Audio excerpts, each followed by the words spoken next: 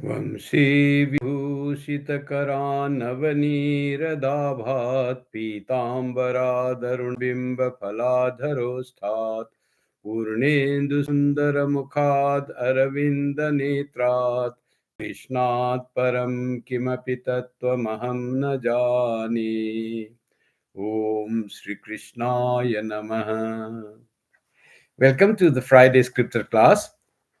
And today's scripture is Uddhava Gita, the last message of Sri Krishna, as he gave this message to his great devotee Uddhava. So, in this episode that we are studying and continuing, uh, Sri Krishna relates to Uddhava how, when requested by Sanaka brothers to Brahma about how to not let the mind go towards the objects, how not get the mind attached to the world. So Brahma said, I also don't fully know this answer to this question. Let us invoke Vishnu. And when he invokes Vishnu, Vishnu doesn't come, but comes a wise man called in the form of a Hamsa. Any wise man is called Hamsa, the realized soul, Hamsa, Paramahamsa. And he gives instruction to Sanaka brothers in presence of Brahma. And he says, don't try to think that to separate the mind and identify with the mind, get detached from the objects of the senses. This is not the right path. Right path is to say the mind and senses and sense objects are all material things, and none of them are you. They are all non-self. Try to focus on the self. By focusing on the self, your attachment to the objects immediately drops off, and even your attachment to your body or your mind or your intellect or ego will drop off, and that is necessary to realize your true self. That's how Sri Krishna says in the form of a Hamsa or wise man to Sanaka brothers. We have come towards the end of that episode, how Hamsa is teaching them about the highest knowledge, about the jnana. And verse 35 in chapter 8 of the book, it says, Drishtim tata pratinivarta nibritta tishnas tushnim bhave nija sukhana bhavo niriha sandrishyate Kavach यदीदमवस्तु बुद्ध्या त्यक्तं भ्रमाय न भवेत् स्मृतिरानिपातात्. Withdrawing the organs from the universe, one should be immersed in one's own bliss. One should give up desires, be silent and free from action. If ever the universe is experienced, it will not lead to error, being one discarded as unreal, but will linger as a memory only till death. So here the sadhana, the practice, how to be immersed in the self. The Hamsa is teaching to Sanaka brothers.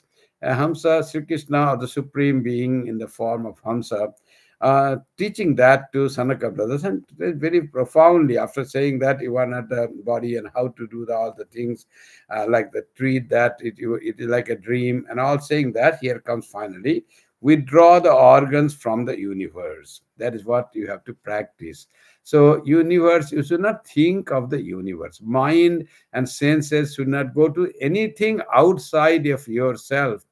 So, that is what withdrawing the mind from the universe. Don't think of anything outside your true self. So withdraw. Be, as in other language called, make your mind blank, they say. Mind is difficult to make blank, but think of nothing what we generally think. So that is what is withdrawing the organs from the universe. One should be immersed in one's own bliss. Where to put that mind then? If you withdraw, do not think of anything, what should you think? You think your blissful nature, the supreme joy that is not contaminated by anything of the world. So it is so pure, so subtle, so powerful that nothing of the world can touch it. Nothing around outside the world, nothing of your body or your mind can touch that bliss, supreme bliss that is your true nature. Think of that blissful nature of yourself. And don't think of anything of the universe. Don't think of your body, your illness, your age, your disease, your joy, your grandson. Don't think of anything about that, or joyful or painful. But withdraw the mind from there and put it in the supreme blissful nature of yourself. One should give up desires. So all desires should be given up. Desires, in the young age, we desire to have a good job and good occupation and nice living. In the old days, the desires to remain healthy, to remain strong. So all are different kinds of desires that come. You sometimes desire to be rich in when you're youthful. Money, as if where whatever is you have earned is not enough to spend. But that's what you desire, to have more money and more education, greater job, more name and fame. Like that, people have so many desires. Desires changes from age to age. At this age, at this situation, when a person is trying to realize his true self, give up all desires. Nothing of the world will satisfy yourself. Why? Because you are satisfaction itself. You are already satisfied. Don't hanker the thing that is valueless, that has no meaning, that doesn't remain until tomorrow. Ever changing nature. What things to give you joy today gives pain tomorrow. So don't think of these things. So that's what this thing says to you. Um, so that is what the Hamsa says to Krishna. Hamsa says to Sanaka brothers, be silent and free from action. Don't perform any action physically or even mentally. Immerse in the self. As if ever the universe is experienced, when you come back from that state of your meditation or your contemplation on the self, you come back naturally. Then the universe is seen, then your body is seen, your mind starts acting. But you see this universe as unreal, because the reality of the self has dawned to you. So this, if ever the universe is experienced, universe, like unreal, it feels like a dream, it feels like a mirage, that universe is experienced. It will be not lead to error. Error is what? Error is thinking universe to be really ever existing thing, really a source of happiness, really a source of security. That thing, that type of thing, that error will not be there. We all, before we have knowledge, we live in error. So that type of thing, that error will go away. And this universe being one discarded as unreal, you discarded as unreal, you know it is to be unreal, discarded because you knew it is unreal, and self alone is real. Everything else is just it appears in the self. So after you have done, discarded, mentally understood the unreal nature of the self, unreal nature of the universe, then you don't hanker for anything in the universe, not even to name, fame, long life, physical, long physical, well-being. Nothing. You just say this body doesn't is not me. You have realized that I am the self that is untouched by disease or age or anything or pain. So realizing that, you don't you discard the unreal, but will linger as a memory only. So this world, this body, everything will be there, but in a very unconcerned like thing, as it says here, as a memory, as we have in memory the things. I was a baby at that time and was walking with my parent. So it doesn't touch you at all. You are walking with your parents, so it is gone. It is in the memory. Like that, this whole universe will look like the memory, as if it happened in the past. Sri Krishna, and in his Vishwarupa Darsana, he shows to Arjuna that you are afraid of fighting these opponents, your enemies. But why are you fighting? You are afraid of killing them. So they are already dead. You don't kill. You don't do anything. It seems like you do. So don't have the feeling, that era, that you kill, you do. That is all wrong. They're already dead. So you just act as if you are doing the things. So he shows and says that this all that you see is like the memory, nothing is real here. So act as if it is real, act as if real, and don't be disturbed by anything that happens in the world. So that's what Sri Krishna had said to Arjuna. Now he said to Uddhava, and gives the message. He doesn't say directly to Uddhava, but tells the story of Hamsa and Sanaka brothers. And in that, all the message he gives to what Hamsa said, Sri Krishna relates those stories to, or tells again that story to Uddhava brothers so beautifully. In what Leela he had Hamsa, he had come, all he brings that, and he tells him what should one feel in the world, how to live detached in the world, live in the self, and don't live in the world. Be not worldly. That's what he says. It may, the thing will remain until you, this body is gone, but that will not really disturb you at all. Lives like a memory. Doesn't, yeah, there was a body, and that body will become ill. Then I was at the deathbed, and this body prana was going like that. Everything like the memory. The thing is going very unconcerned. You become unconcerned with this body and mind and this world. And how do you become unconcerned? Because you become concerned with the self. That's why you become unconcerned. देहं च नश्वरमवस्थिमुत्थितं वा सिद्धो न पश्यति यथोद्यगमस्वरूपं दैवादमेप दैवादपेतमुतदैव वशादुपेतं वासो यथा परिकृतं मदिरामदान्ध. He compares the person who has realized like a drunkard person, a very ultimately drunkard person, the drunkard that has become ignorant of our surroundings. He doesn't know, and he says like the drunkard person, vaso yatha parikritam madira madanda. So like a drunkard person doesn't know about his clothes, whether it is on the body or it's gone out.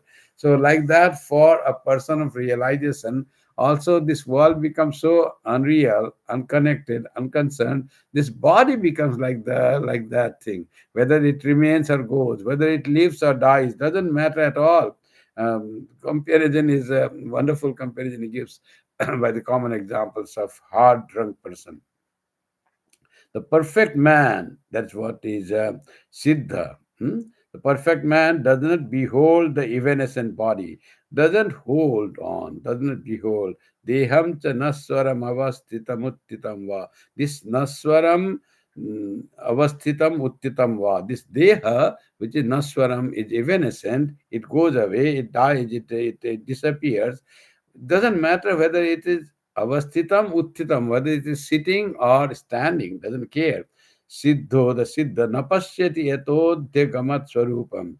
And that siddha, mm, by chance or restored by this body goes by chance or restored by the yatho adhyagamat swarupam napashyati, doesn't matter at all.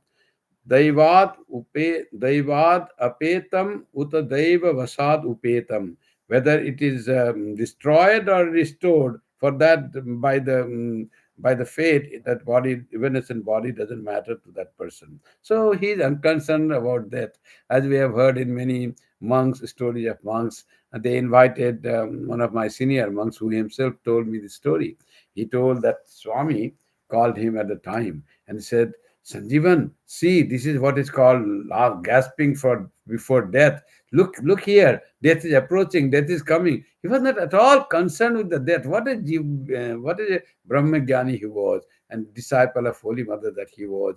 And he said that I am dying, and this is what is called Nabi Swasa, or gasping from deep within. The last breath is coming. Death is approaching. In a few moments there will be death. And he says, see, look here, how death comes to a human being. As if that was his approach for his death, and that was his approach for showing to the people. Death is nothing.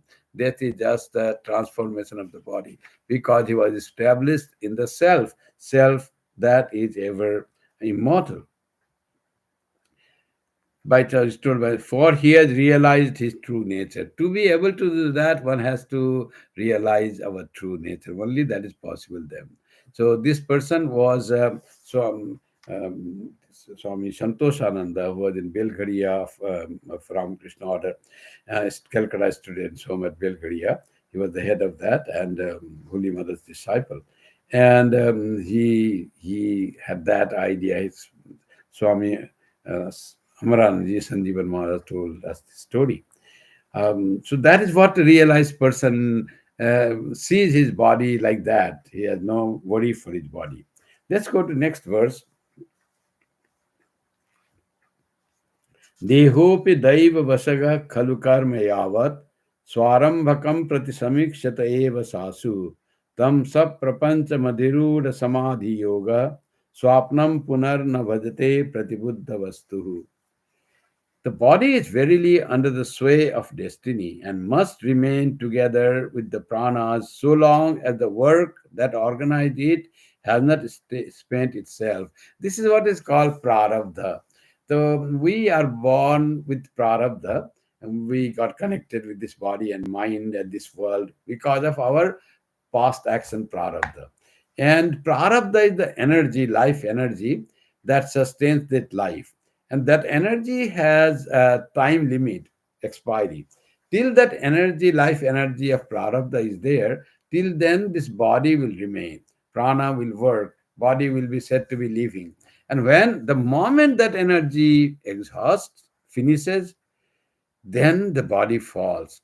Then their death comes. The very moment that death comes. So that is inevitable. Body, mind, prana, this all will be there. Prana will act with the body and body will be living. That prarabdha for different people will have different amount of prarabdha will be there, different amount of life, and how the life will be. You will be happy in the life, suffer in the life. All this is said to be the prarabdha or the that is already is there anywhere born with that. All is programmed as it were. How long will you live? How will you live? What will be your standard of living? What is that? All is as if it is all programmed. That's how a human being is. Till that, as it says, verily under the sway of destiny, that's what it's called destiny, and must remain together. So you cannot wish to get rid of the body under that until that is there.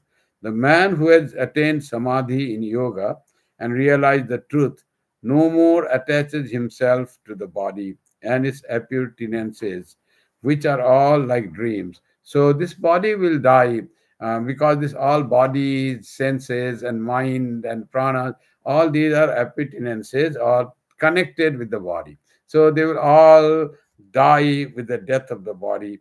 And they are like the dreams for a realized soul. All this is supposed to be dreams. Mathaita duktam o vipra guhyam et sankhya yogayo janitamaagatam yajnam yusmat ardham vivakshaya.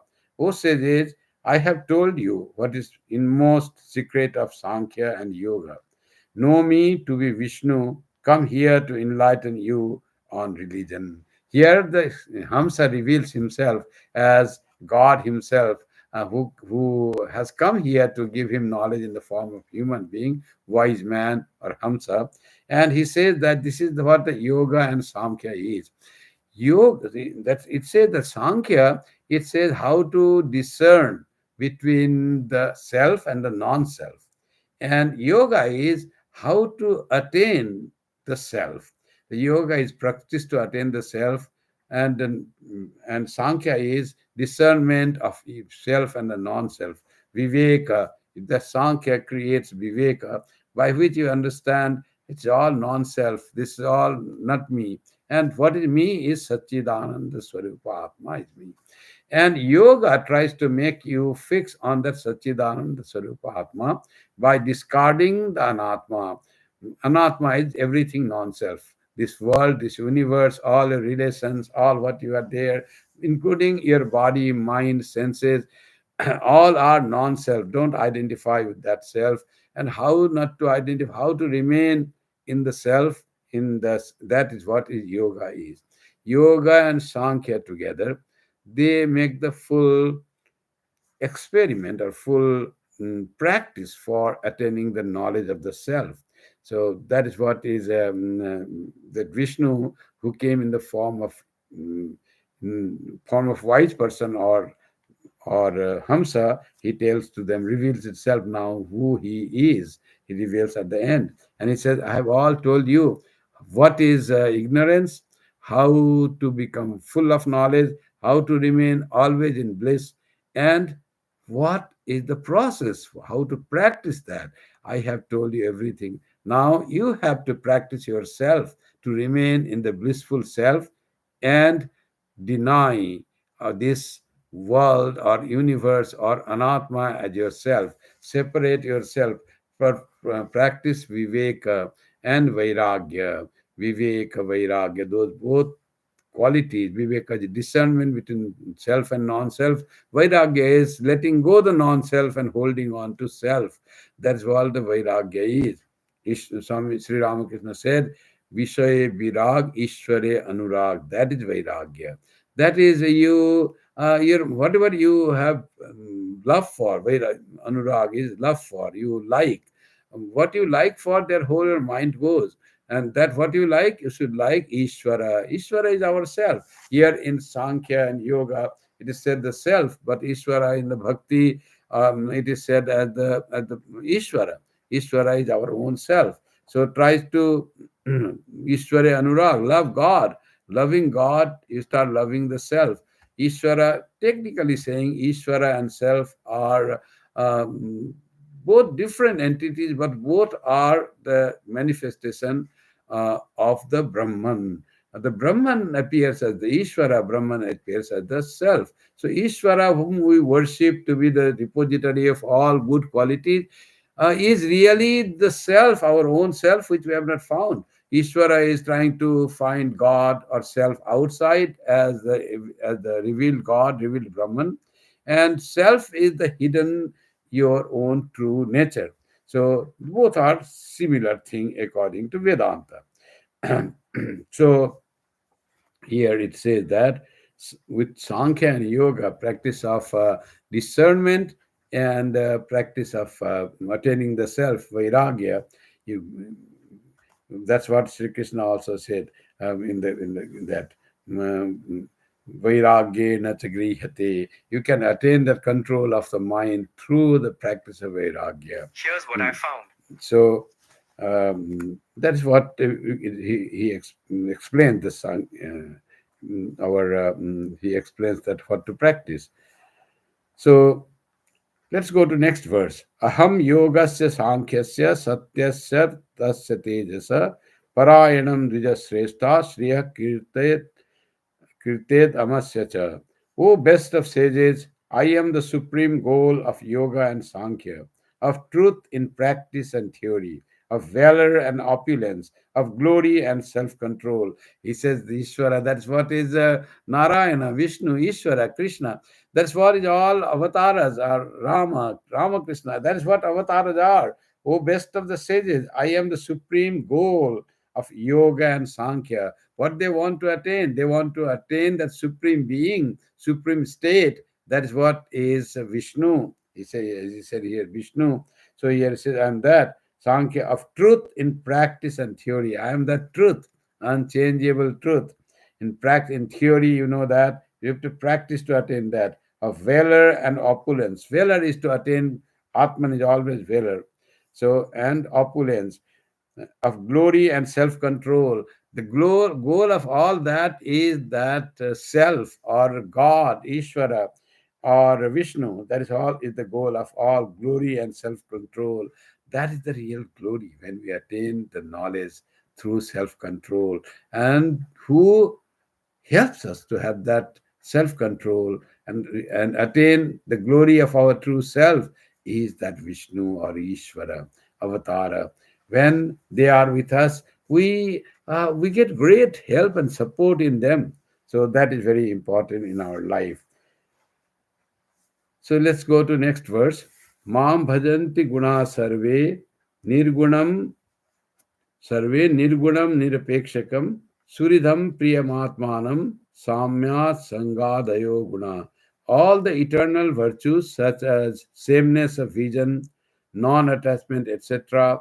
wait on me, who is beyond attributes and absolute, the beloved friend, the self. Who is that Vishnu? He said now his real nature is he's nirgunam, without any attributes, but he is ma bhajanti guna sarve, all the attributes, all the qualities, good qualities, they wait on him, they are supported by him. Because of him, all good qualities are there. Bhajanti ma bhajanti guna sarve. But I am nirgunam and nirapekshakam. I am without any attribute, and I am nirapeksha, means absolute. And also I am suridam. I am friend. Surid is a real friend which which supports you at all time and wants nothing from you. True friend is Surid. And who is that true friend? Is God alone is our true friend, Suridam. And he is also what he says, he is also Priyam Atmanam. Priyam Suridam, you can say, the dear friend, a dear true friend. And he is also Atmanam, and also he's the Atman, the real self. Samya Asanga Dayo Guna. So the beloved friend, the self, um, which beyond attributes, virtues such as sameness of vision. That's what is called Samya.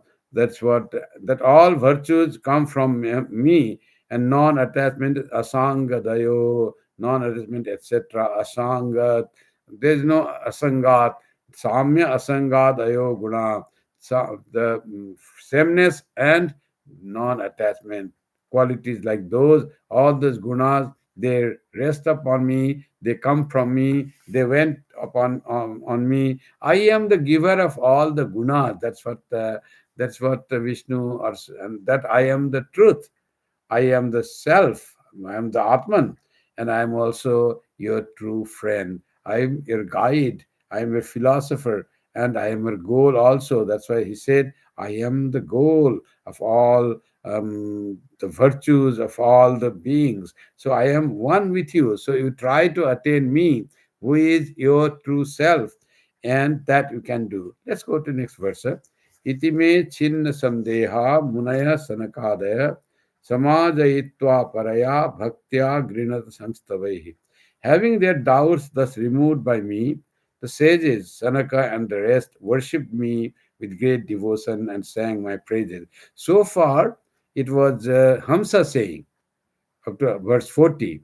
Now, verse 40, and Sri Krishna now saying to Uddhava that how in the his form of Hamsa, when he came to teach Sanaka, what happened, that he said that having their doubts thus removed by me in the form of wise person or Hamsa, when they got such a wonderful knowledge and all their doubts about how to control the mind from going to the sense objects, so that all being happened, all doubts gone about his own self, and discarding both mind and the sense organs and sense objects all together, their doubts were removed by me. Then what happened? Having who gives us knowledge, true knowledge, the knowledge that gives us bliss, knowledge that removes all our dreams and all our ignorance of mirage, that person we are very grateful, we become grateful to that person. And that it is said by me, the sages, what they did, they worshipped me with great devotion and sang my praises. That is the greatest gift anyone can give to mankind, removing all our ignorance and showing what we really are. And they praised him and they worshipped him, says last verse of this chapter. Tairaham pujita samyak samsuta paramarshibhi pratyaya swakam dhama pasyata parameshtita. Being duly worshipped and praised by those great sages, I return to my abode before the very eyes of Brahma. With that eye? That eye is wise person, because in the form of wise person he had come. When all they praised, the great sages, including Brahma, all they praised him and worshipped him. After that, what he did, his purpose of all his invocation was fulfilled, and then he returned back to my abode. From Hamsa to Vishnu, he came abode before the very eyes of Brahma. So he ascended to his Vishnu Loka, as we call. He ascended to his Vishnu Loka, and the Hamsa role of Hamsa was done. That's what Sri Krishna told to Uddhava, how to live in the world thinking this, knowing this world that we see all around is just like a dream, just like a mirage, just it appears. And I, the self, is the real being. So hold on to your own self and look upon everything as a dream. Don't be affected by the things that happen around. So that's what Sri Krishna's teaching to Sanaka brothers and Brahma in the form of Hamsa. That story Sri Krishna completes here. Now we also complete our scripture class today, a little shorter than 45 minutes or 1 hour. So I close with the closing chants. Om Shanti Shanti Shanti Hari Om Tat Sat Shri Ramakrishna Arpanamastu Jananim Saradam Devim Ramakrishnam Jagadguru Padapadme Tayo Shritva Pranamami Muhurmuhu. Good night to you all.